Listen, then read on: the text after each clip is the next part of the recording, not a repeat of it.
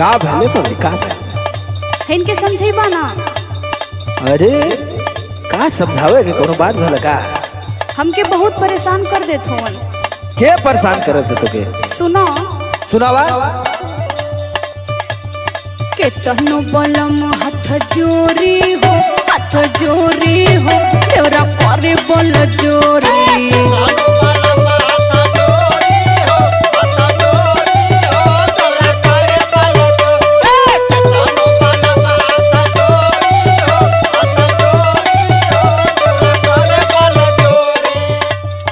करे बल जोरी देवरा करे बल जोरी।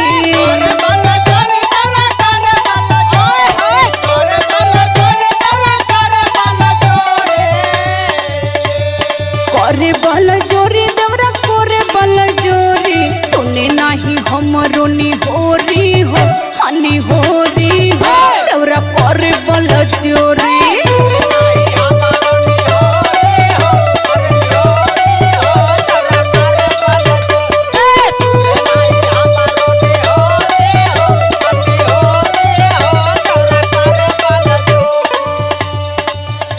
ऐसा न ना कि अब की बार आवत ही ना तो के लिए उले आवत ही सथवा कुल दुखवे दूर हो जाए।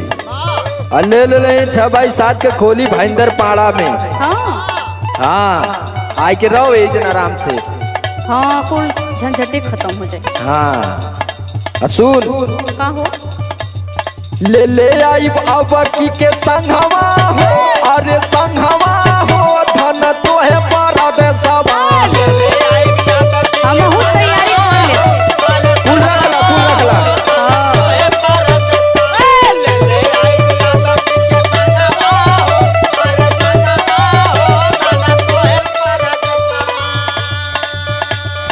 तोहे पर दे सवा हो तोहे पर दे सवा।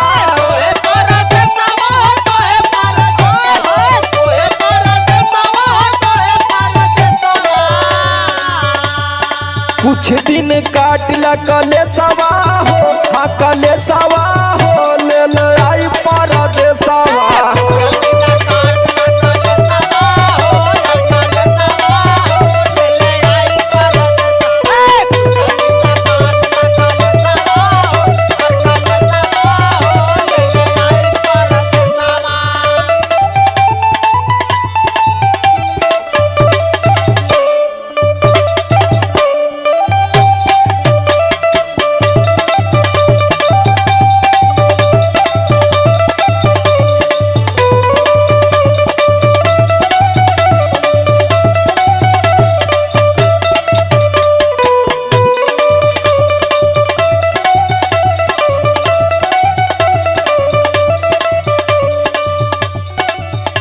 और ये जानो तारा बतैबू तब न जानब कि अपने हमका अंतर्यामी भयल है। अरे हमारे एकदम जियल हराम हो गइल बा यहाँ। का तोहार नटई दबावत का सुनबा तब ना तोके मजाक लौकता। सुनाला आज तू सुनाला। पीछा पड़ल बाऊ हाथ मोरे धोके।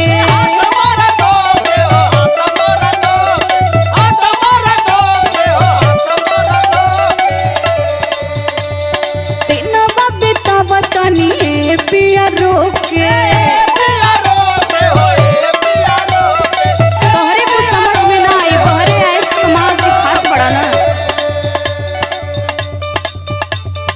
पीछा पड़ल बाऊ हाथ मोरे धोके दिनवा बितावतनी पिया रोके।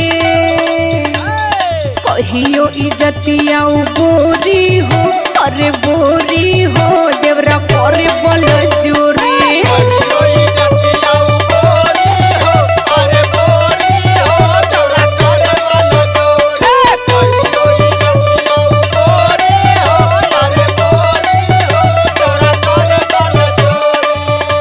अरे तो बड़ा शरीफ रहल एकर बड़ा सब लोग तारीफ करत रहल कि लड़का बड़ा शरीफ बड़ा अच्छा है। अरे नहीं नहीं तोहरे समानवा बस। अच्छा हाँ यो डबल माइंडेड है गेम खेलत है। अरे खूब की ये लगा तो जब से परकसवा कसवा के साथे रहत है यो बिगड़ गल है। चला ठीक है देखत ही जब इतना परेशान बाड़ू तो हम देखा कल ही आवत ही। जल्दी से आजा। इतना उठावा तारू धन परेशानी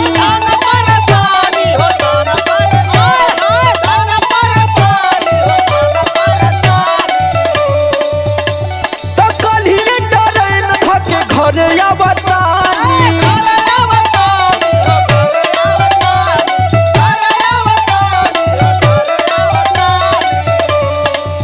ढेर परेशान कर दिले आवत है देखे पिठिया निम्मन कर देला।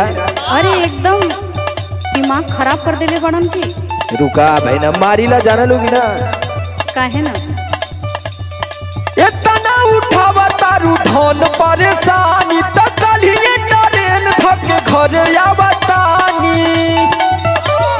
समरे आलोक मिटी जाई खिसवा हो अरे खिसवा हो